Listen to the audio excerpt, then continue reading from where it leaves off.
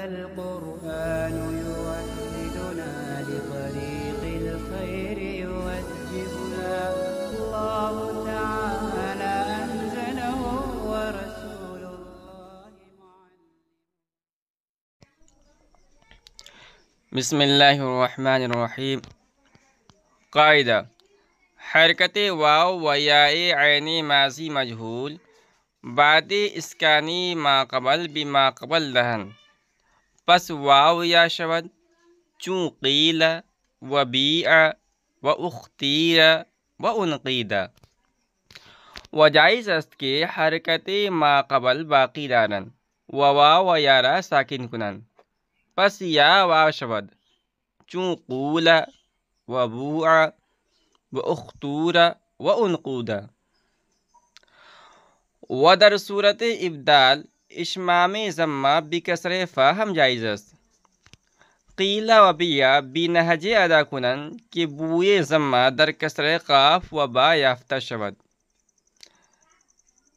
دنی قاعدہ شرط است کہ در معروف تعلیل شدہ باشد، لہذا در اعتبر تعلیل نکنن، و ہرگاہ این یا بالتقاء ساکنین در صیغ جمع مؤنث غائب تاخیر بیفتد در واو مفتوح العین فعلا ضمہ دہن، و در یاء مکسور العین کسرہ، صیغ معروف و مجہول بیک صورت شود چون قلت و بعت و خفت۔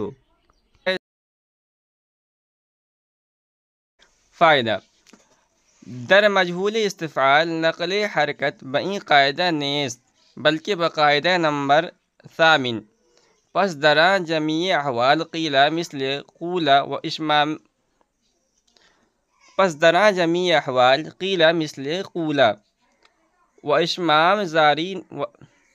و اشمام جاری نخواہ شد۔ قاعدہ: حرکت واو و یاء عینی ماضی مجہول بعد اسکان ما قبل بما قبل دہن، ماضی مجہول کے عین کلمے کے واو اور یا کی حرکت ما قبل کو ساکین کرنے کے بعد اسی ما قبل کو دے دیتے ہیں، پس واو یا شود چون قیل و بیع و اختیر و انقیدہ، پھر واو یا ہو جاتا ہے جیسے قیل، بیع، انقیدہ اور اختیرہ، و جائز است کہ حرکتی ما قبل باقی دارن و واو یا را ساکنن کنن، پس یا واو شود چون قول و بوع و اختور و انقودہ، اور یہ بھی جائز ہے کہ ما قبل کی حرکت کو باقی رکھیں اور واو اور یا کو ساکن کر دیں، پھر یا واو سے تبدیل ہو جائے گی جیسے کہ قولا، بوعا، اختورا اور انقودا۔ ودر صورت ابدال اشمام ضمہ بکسر فا ہم جائز است۔ قیل و بیا بنہج ادا کنن کہ بوئے ضمہ در کسر قاف و با یافتہ شود،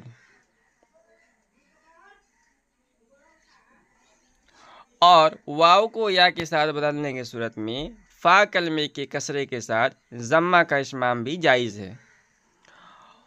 وہ اشمام یہ ہے کہ قیلہ اور بیہ کو اس طرح ادا کریں کہ قاف اور با کے کسرہ میں ضمے کی بو پائی جائے۔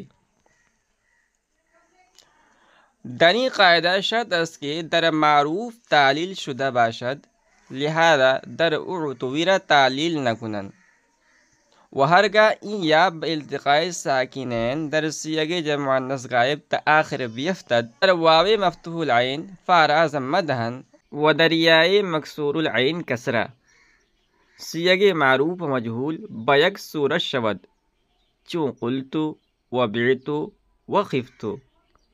اس قاعدے میں شرط یہ ہے کہ ماضی معروف میں تعلیل ہوئی ہو، لہذا اعتبر میں تعلیل نہیں ہوگی، اور جب یہ یا التقاء ساکنین کی وجہ سے جمع مؤنث غائب سے آخر تک کے صیغوں سے گر جاتی ہے تو اجوف وائی مفتوح العین میں فا کلمہ کو ضمہ دیتے ہیں، اور اجوف یائی مکسور العین میں فا کلمہ کو کسرہ دیتے ہیں، لہذا ماضی معروف پر مجہول کے صیغے صورتاً ایک ہو جاتے ہیں، جیسے قلتو، خفتو اور بعتو۔ فائدہ در مجهول استفعال نقل حرکت بئی قاعدہ نیست بلکہ بقاعدہ نمبر 7 پس دنا جمیع احوال قیل مثل قول و اشمام جاری نہ خواہد شد۔ کہہ رہے ہیں کہ باب استفعال کی ماضی مجہول میں واو یا کی حرکت کو ما قبل کی طرف سے نقل کرنا اس قاعدے کے مطابق نہیں ہے بلکہ قاعدہ نمبر 8 کے مطابق ہے، لہذا اس استفعال کے ماضی مجہول میں قیلہ کے تمام احوال مثلا قولا اور اشمام وغیرہ اس میں جاری نہیں ہوں گے۔ یہ قاعدہ نمبر 9 ہے اور اس کو قیلہ اور بیہ والا قاعدہ بھی کہا جاتا ہے، اور اس قاعدہ کا خلاصہ یہ ہے کہ اجوف کے ماضی مجہول کے عین کلمہ میں جب واو اور یا متحرکہ واقع ہو جائے اور ان سے پہلے حرف بھی متحرک ہو تو اس میں کل 3 صورتیں جائز ہیں۔ پہلی صورت تو یہ ہے کہ واو اور یا کی حرکت ما قبل کو دے دیا جائے، ما قبل والے حرف کو ساکن کرنے کے بعد، اس کے بعد عین کلمے کی جگہ اگر واو ہو تو وہ ما قبل مکسور ہونے کی وجہ سے یا سے بدل جائے گا، اور اگر یا ہو تو وہ اپنے حال پر باقی رہے گی، اس میں مزید کوئی تبدیلی نہیں ہوگی۔ یہاں مصنف نے کل 4 مثالیں دی ہیں، ان میں سے 2 ثلاثی مجرد کی ماضی مجہول کی اور 2 ثلاثی مزید فی کی ماضی مجہول کی۔ ان میں ایک مثال واو کی ہے اور ایک مثال یا کی ہے، تو ان مثالوں کو ہم سمجھتے ہیں۔ تو ثلاثی مجرد سے جو ماضی مجہول کی مثالیں دی ہیں مصنف نے وہ ہے قیلہ اور بیعہ۔ پہلی مثال ہے قیلہ، یہ اصل میں تھا قویلہ، اور بیعہ یہ اصل میں تھا بویع۔ اب اس میں اسی قاعدے کے مطابق تعلیل کی ہے۔ سب سے پہلے ہم قیلہ کو لیتے ہیں۔ قیلہ یہ اصل میں قبیلہ تھا بر وزن فعیلہ، یہ ماضی مجہول ہے اور اس میں عین کلمے کی جگہ واو متحرکہ واقع ہے اور اس کا ماقبل یعنی قاف بھی متحرک ہے، تو قاف کو ساکن کر کے واو کا کسرہ اس کو دیا۔ اب واو ساکن ماقبل مکسور ہونے کی وجہ سے جو میعادی والا قاعدہ ہے اس کے مطابق یا سے بدل دیا گیا تو قیلہ بن گیا۔ اسی طرح بیع اصل میں بویع تھا، یہ ماضی مجہول کا صیغہ ہے جس میں عین کلمے کی جگہ یا متحرکہ واقع ہے اور اس کا ماقبل یعنی با بھی متحرک ہے، تو با کی حرکت حذف کر کے یا کا کسرہ اس کو دیا گیا تو بیع بن گیا۔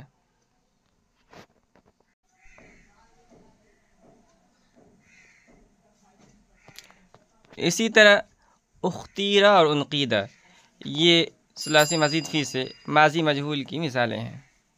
اختیرہ باب افتعال سے اجوف آئی ہے اور انقیدہ باب انفعال سے اجوف واوی ہے۔ اچھا، ان میں کیا تعلیل کیا گیا؟ تو اختیرہ اصل میں اختوئرہ تھا بر وزن افتعیلہ، جیسے اکتسبہ ہے، اس میں عین کلمے کی جگہ یا متحرکہ واقع ہے، اس لیے اس کا جب مادہ نکالیں گے تو نکلے گا خا یا را، اور اس کا ماقبل یعنی تا افتعالی متحرک ہے، تو اس تا کو ساکن کر کے یا کا کسرہ اس کو دیا، اختیرہ بن گیا۔ اسی طرح انقیدہ اصل میں ان قبیدہ تھا، ان فعیلہ کے وزن پر، جیسے ان صرفہ ہے، اس میں عین کلمے کی جگہ واو متحرکہ واقع ہے، اس لیے کہ اس کا جب مادہ نکالیں گے مادہ نکلے گا قاف و دال، اور اس کا ماقبل یعنی قاف بھی متحرک ہے، تو قاف کی حرکت حذف کر کے واو کا کسرہ اس کو دیا، ان قبیدہ بن گیا۔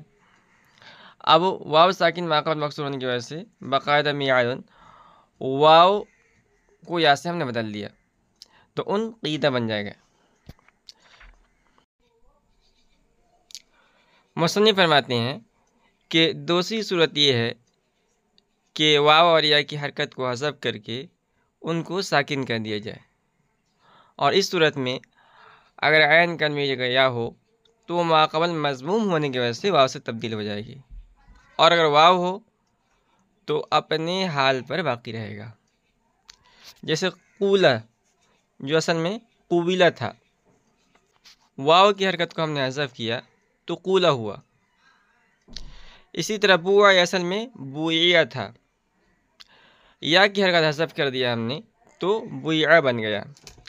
اب غور کیجیے، واو اور یا دونوں ساکن ہیں، تو یا ساکن ماقبل مضموم ہونے کی وجہ سے باقاعدہ موسرن سے ہم نے یا کو واو سے بدل دیا تو بوا بن گیا۔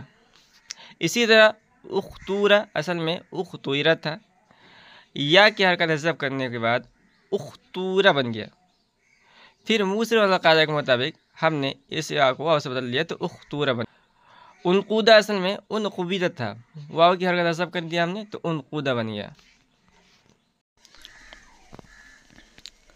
تیسری صورت یہ ہے کہ واو اور یا کی حرکت ماقبل کو دینے کے بعد اشمام کیا جائے۔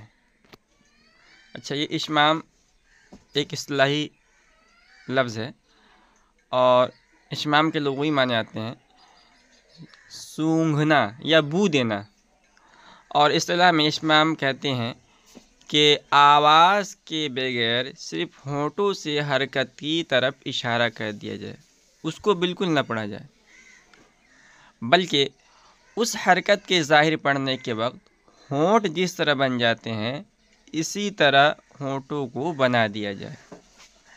اب اس کے لیے مشق کی ضرورت پڑتی ہے، اور خاص طور پر قرہ حضرات اس کو اچھی طرح سے ادا کر سکتے ہیں۔ اس لیے کہا جاتا ہے کہ علم صرف اور علم تجوید یہ دونوں ایک ساتھ ملے ہوئے ہیں، تو دونوں کو بیک وقت پڑھنے سے زیادہ فائدہ ہوگا۔ بہرکیف یہاں اشمام بھی جائز ہے، اور یہاں پر جو مصنف مثال دی ہے قیلبیہ، اس میں اشمام کا مطلب یہ ہے کہ فا کلمہ، یعنی مثال کے طور پر قیلہ کے اندر قاف اور بیہ کے اندر با، یہ فا کلمہ ہے، تو قیلہ اور بیہ یہ فا کلمہ ہے، تو فا کلمہ کے کسرے کو ضمے کی طرف مائل کر کے پڑھا جائے، اس طور پر کہ کسرے میں ضمے کی بو آ جائے۔ اسی طرح یائے ساکنہ کو واو کی طرف مائل کر کے پڑھا جائے، یعنی کسرہ ادا کرتے وقت نچلا ہونٹ تھوڑا سا اوپر کی طرف اٹھا دیا جائے جس سے کسرہ مائل و ضمہ ہو جائے۔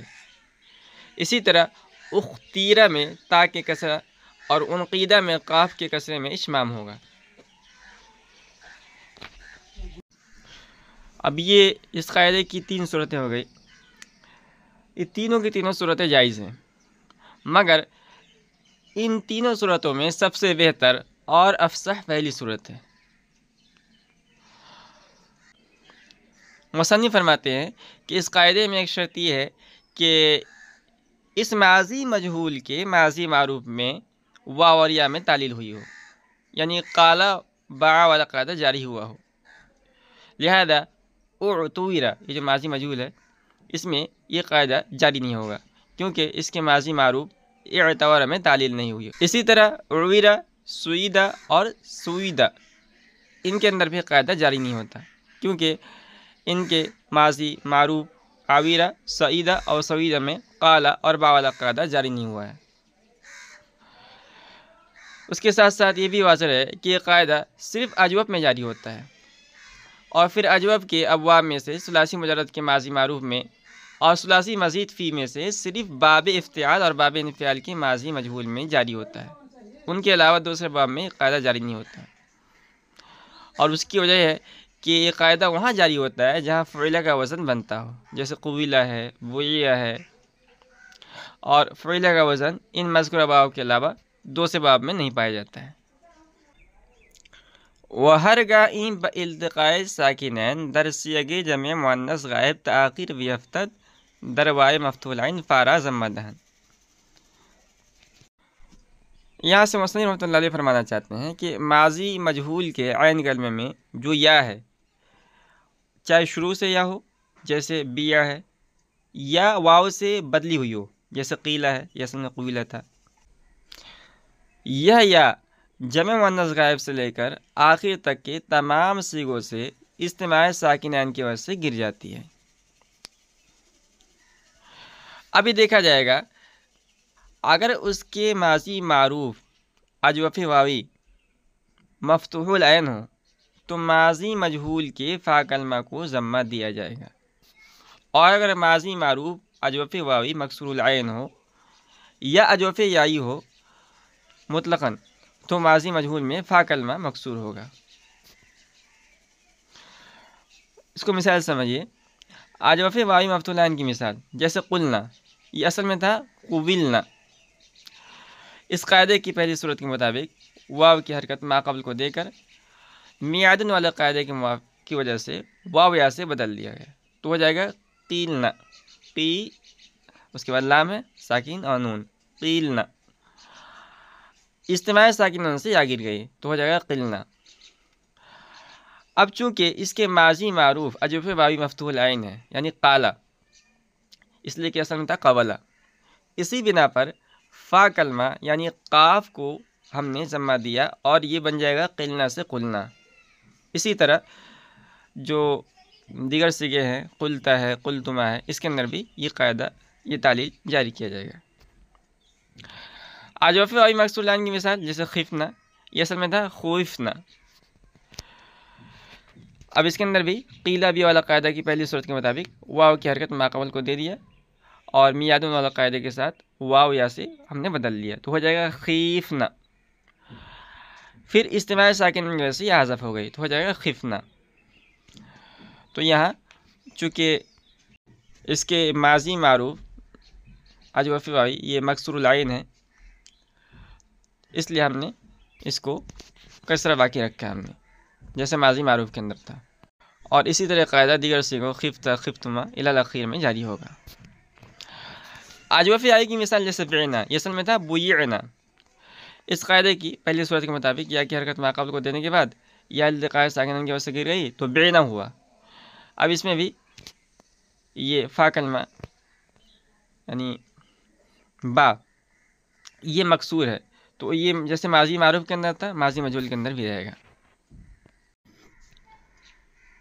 आखिर मुसन्निफ़ ने एक फ़ायदा ज़िक्र किया है और फ़ायदा में यह बात बताई है कि बाब इस्तिफ़ाल से अजवफ़ के माजी मजहूल में ऐन कलमे की हरकत जो माक़बल को दी जाती है वो इस कायदे के मुवाफ़िक़ नहीं दी जाती है, बल्कि उसके अंदर यक़ूल व यबी वाला कायदा जारी होता है। जैसे उस्तुक़ीमा है, ये असल में था उस्तुक़वीमा। इसी तरह उस्तुख़ीरा, ये असल में था उस्तुख़ीरा।